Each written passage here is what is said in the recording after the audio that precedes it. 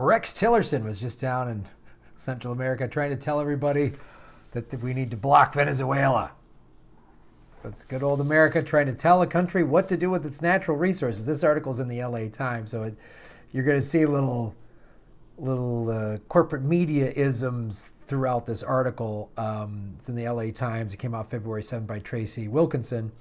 And it's really talking about how, it's just that the bigger picture is obviously how America is always trying to if Venezuela hasn't wanted to play ball with us and their natural resources, so how dare they?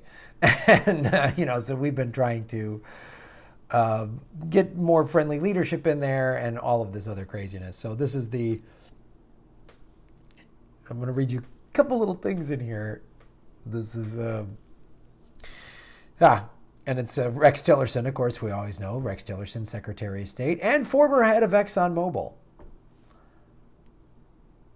So he knows oil. He knows how to exploit oil from countries and use America's military might to force it. He knows how to do that.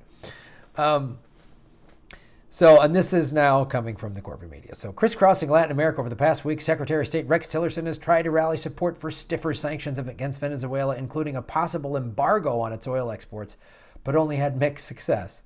See, America's losing its status. It's losing. We're not the stature we don't have it, which is good because we're getting worse and worse.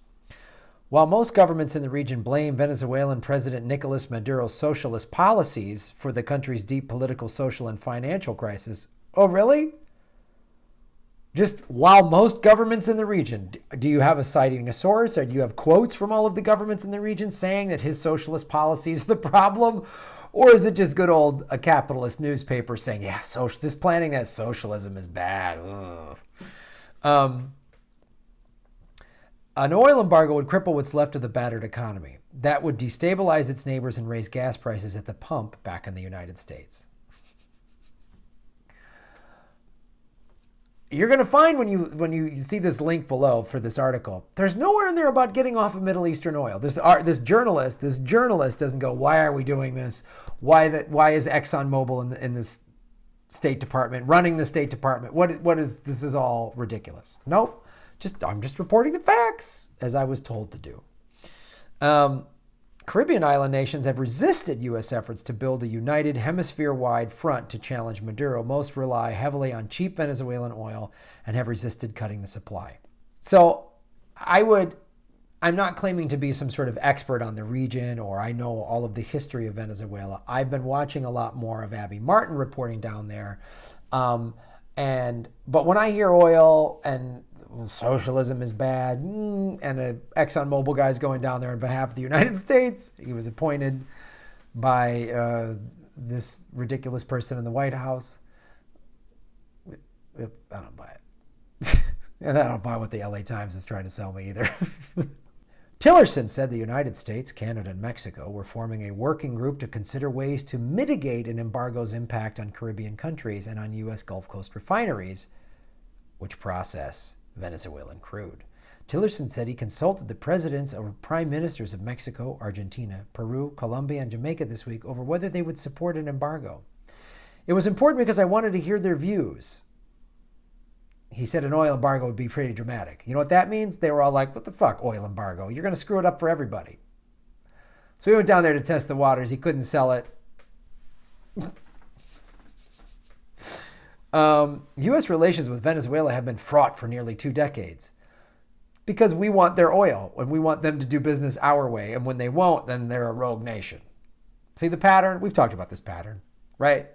Libya, Saddam Hussein, right? Anybody speaks out, I don't want to use the petrodollar. Oh, terrorist, you're going to get a bullet in your head. We're going to make your country worse like we did in Libya.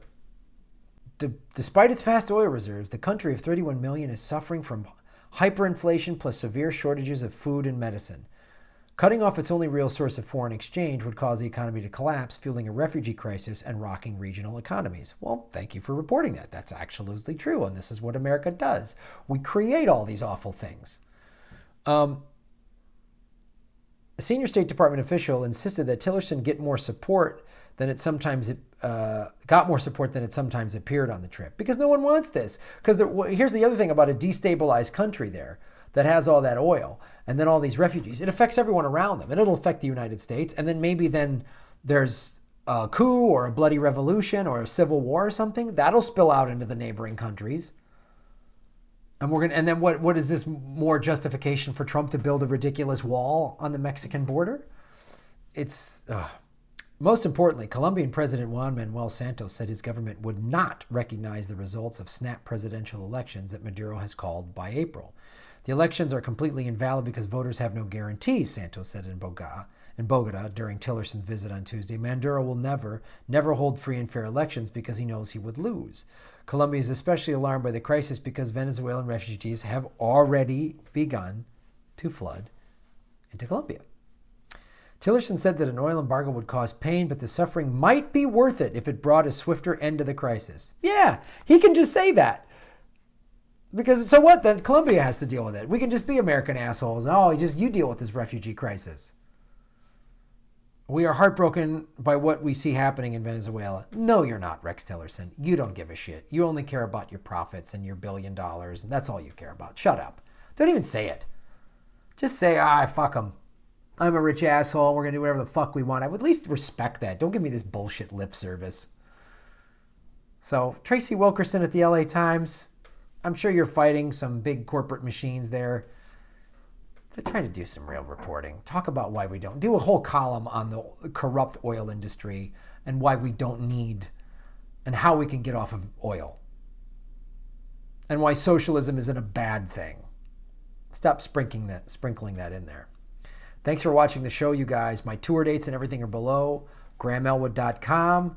Got more shows. The FNX Comedy Experience. We have 9 more episodes this Sunday, February 11th. Nikki Glazer's going to be there. And starting in March, we're going to move from Sundays to some Friday nights. Get more people out, which would be awesome. The theater opened up, so we were able to move some dates around. So if you're in Southern California, we have 9 more episodes. You're supporting public broadcasting. You're supporting independent art. And you're supporting Native American and world indigenous comedians on FNX. Thanks for watching.